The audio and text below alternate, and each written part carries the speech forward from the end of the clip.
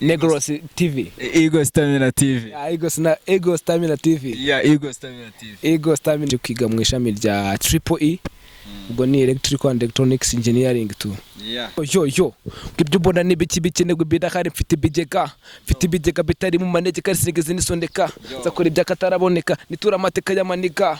Kugereka badabigire paka bijye bibatoneka. Ugoro ufite turufuno zaje kugasoze gucuruza ifu. Wagize umutagatifu umusirane ry'umusema mu bapfu.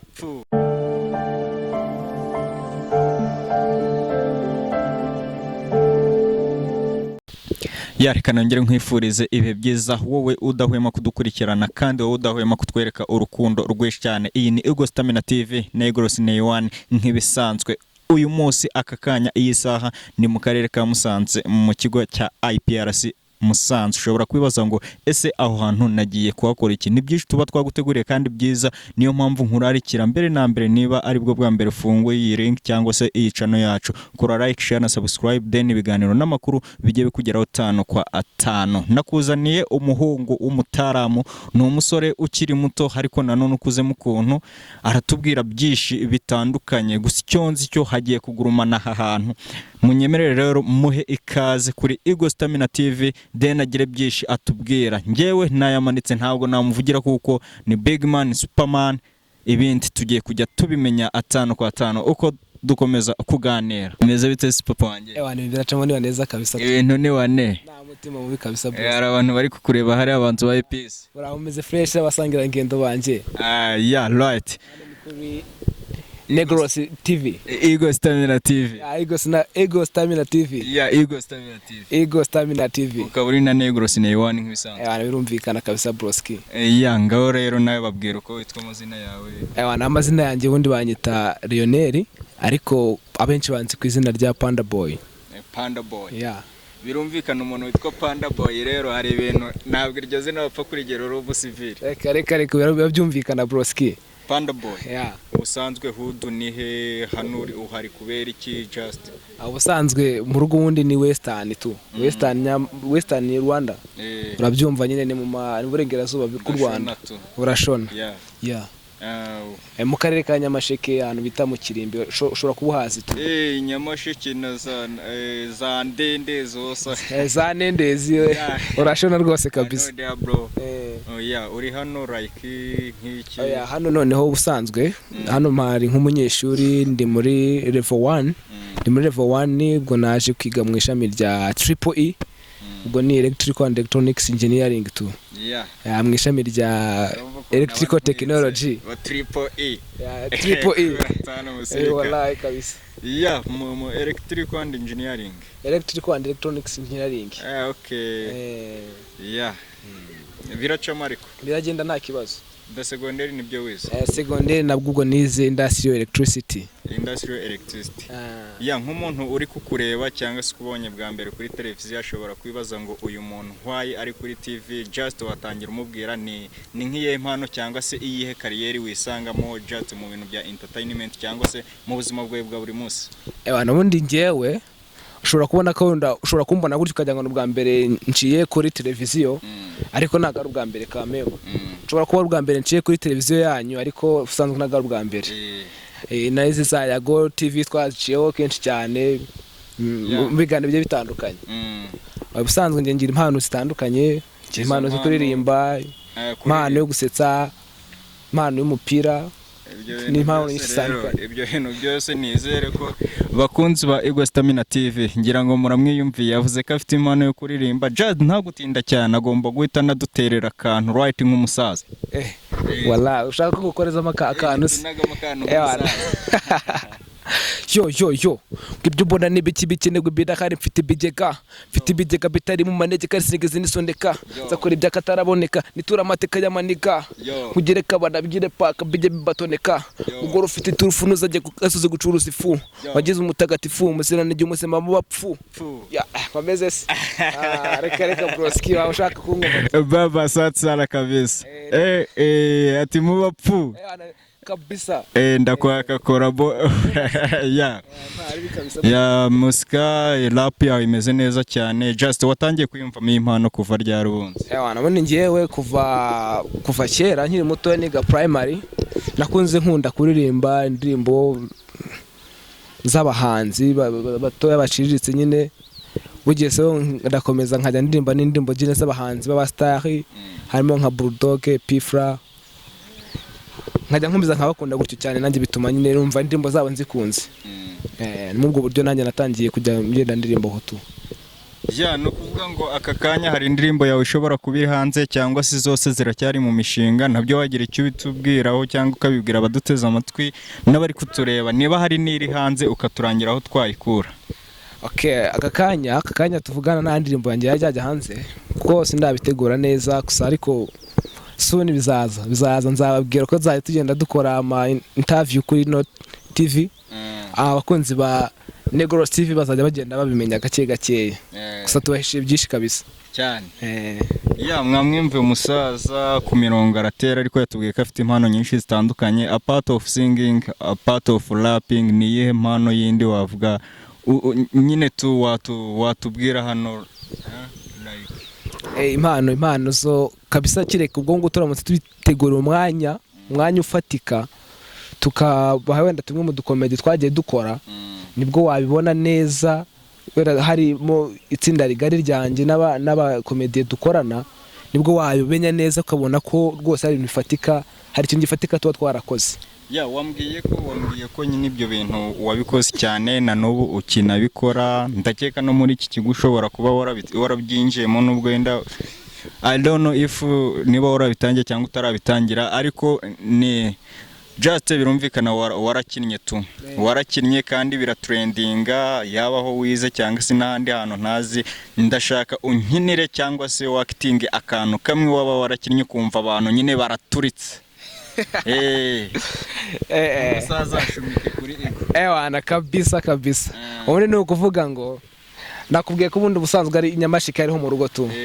Hari abantu njya mbwira ati seba nk'abo baza ubundi kugira ngo akarere kacu bakite Nyamasheke byaturutse kuki.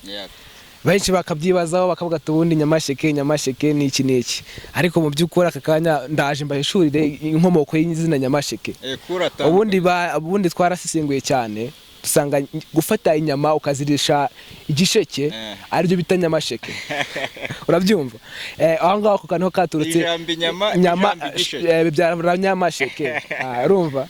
Gatangiye kubica neza. Ako ni akantu kamwe nagukorezamo tu. Ubwo tundi two natwo tuzahita tugenda tuza gake ya broski. Nari kabisa musirikare wanje. Ndumva utuntu twa comedian, utuntu twa warm up umeze nabi uri mubi. Ni ko biba bimeze kabisa. Nizere ko na class bo wahashuka. Ubundi class baranze cyane tu. Sinajya kwivuga ngo ubundi bavuga ngo sinjya nivuga ubundi. Ko kwivuga byakitwa kwikina. Ariko uramutse wenda wagera muri class ukabaza ati umuntu witwa Panda Boy ameze gute, characters ni zihe, bagushonesha kabisa nta kibazo. Just ukimara kugaruka kuri ibyo ngibyo, reka mbonereho mpite nkubaza ubundi Panda Boy mu buzima busanzwe ni umuntu umeze uteye ate?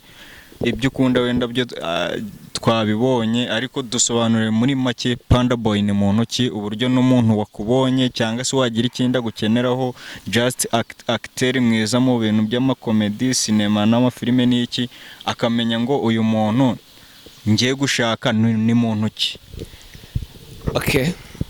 Nkuko nabikubwiye amazina yanjye nitwa Irene, ariko banze ku izina rya Panda Boy. Mu kibazo cy'amatsiko niba naniteze nanzi ku bundi bwambaze ubundi iryo zina Panda Boy ryaturutse kuki. Reka mbonereho mpite mbikubaza none. Izina ubundi Panda Boy. Ubundi izina Panda ni urumva ari amazina abiri, harimo Panda akabamo na Boy. Vuga ngo ubundi Panda ni akanyamaswa gatoya k'umweru k'ibara ry'umweru n'umukara, k'amahoro kabisa. Tukunda kwibera muri South China. Ubwo rero ako kazina ari n'umuhanzi witwa Designer ufite indirimbo yigeze aririmba yitwa Panda. Ubwo rero hanyuma yaho Mukadafu aza kubiririmba cover yayo ayita Crazy. Ubwo rero nanjye byahereye ngaho nkundi iyo ndirimbo Panda cyane, mbisanishe nuko kanyamaswa kitwa Panda nako kaba muri South China ngakunda numva nyine biranshimishije cyane kwitwa panda kuko hari ahantu bifitanye isano n'amazina yanjye. Ubusanzwe nanjye ndi umuntu uri hambo cyane, ndi umuntu uri hambo mu buzima busanzwe, nkunda inshuti zanjye, ndi umuntu udakunda kugira amatiku cyane, ngo rero bigatuma nanjye numva nshaka kwitwa panda boy. Panda, urakoze cyane kuba nyine utubwiye byinshi bikwerekeyeho, ariko muri aka kanya ngira ngo nk'umuntu ukeneye kugira ejo heza byatsi muri kariyeri yawe, aka kanya hari abantu benshi bari kutureba bashobora kuba nabo bisanga muri ibi biboro bya sinema, ari abahanzi nyine ibintu nk'ibyo tu. Mbere na mbere ngira ngo urubyiruko bagenzi bawe, abantu bakuru n'abasaza n'abakiri abana biyumvamo iyi mpano ariko bataratinyuka, banza ugira icyo babwira nk'inama tu, bakora iki kugira ngo nabo basi bazagaragara ahantu runaka bari kugaragaza ibyo bakunda nka kariyeri yabo? Urakoze cyane. Icyo nagira abantu muri rusange bataratinyuka ngo bamenye bakisanga ahandi nabo, icyo nabagira cya mbere ni ugutinyuka, kuko bisaba ikintu cyose ugiye gukora bisaba gutinyuka ukakiyumvamo, wamara kukiyumvamo ukagikora. Burya iyo utaratinyuka ikintu ntabwo ushobora kugikora. Bavuga ngo nta itinya itarungurutse. Iyo watinyutse kuvuga ngo urahinga umurima, ushobora guhinga ugahomba, ariko iyo usubiyemo bwa kabiri nibwo umenya ko iyo wakoze hari inyungu ugira.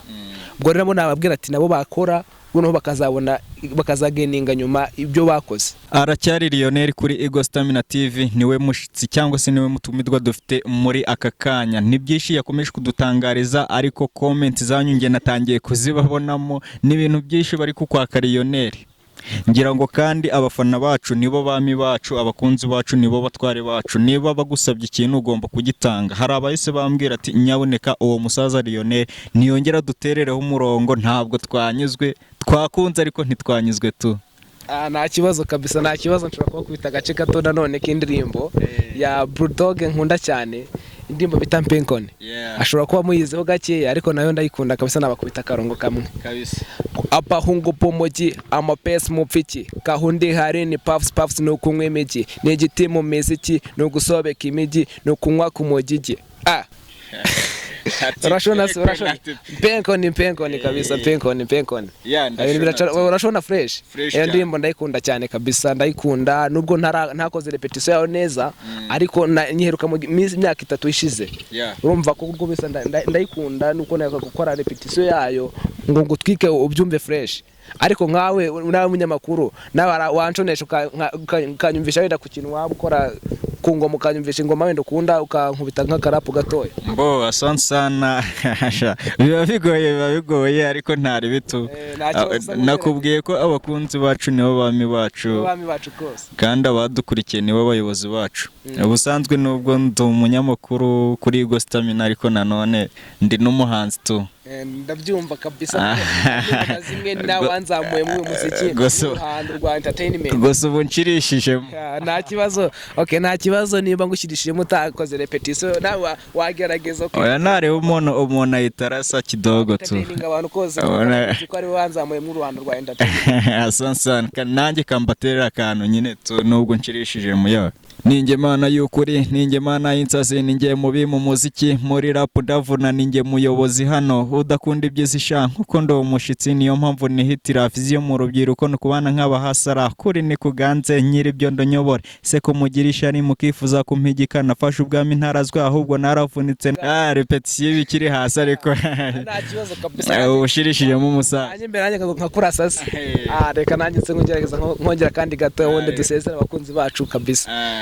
Ngo tsubiye 9 kabiri ngikenyeze urutambi, gifata ibyatsi namo ngenge nko mu Buholandi, nyiri urutsingo ku mubidi mu mutwe ndigangi, ndikakinkonka konko mu boni ngagi, na nubu ndi mpirimba nyinjana y'abatindi, nizikize kabutindi nzambarira inkindi, je kubakiza ibyo byondi byateje akarindi, ugome bw'inkisi burazwe nk'icura burindi, ndakegamiye inkingi dore sindagura ibikingi, sindani haza mu kunywa nkirara kamitsingi, ibyifuzo ni byinshi nibagiwe na bringri kadagade nka Kigali. Urashona se papa wanje ko mbona bibaye fire. Fire kabisa. Nkubwire si nkigera hano uko byari bimeze.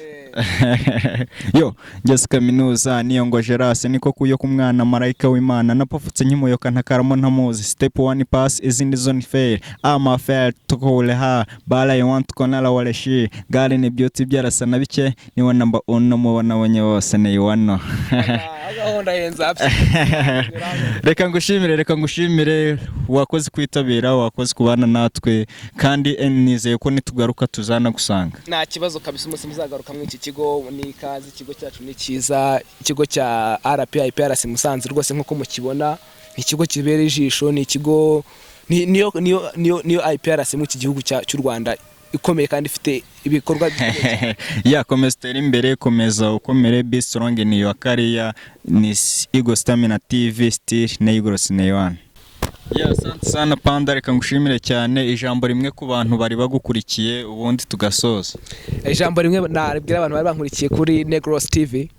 Ikintu nababwira ni kimwe kabisa nuko kuri TV yacu tubahishiye byinshi kandi n'ingoma zanjye nababwiza raza gusohoka vuba gake cyane nababwira ko tubahishiye byinshi nyuma 2 weeks 1 weeks nzabakubita ikintu hari hakurya kandi gikomeye cyane. Asante sana Panda boy asante sana abafana banje iyi ni Eaglestamina TV aracyari na Eaglestamina nk'ibisanzwe nongeye kuguha ikaze mu biganiro n'amakuru tuba twabateguriye reka ngushimire wowe udahwema kudukurikira kutugaragariza urukundo like share na subscribe nicyo cy'ingenzi ubundi ukibanira natwe pamoja sasa asante sana.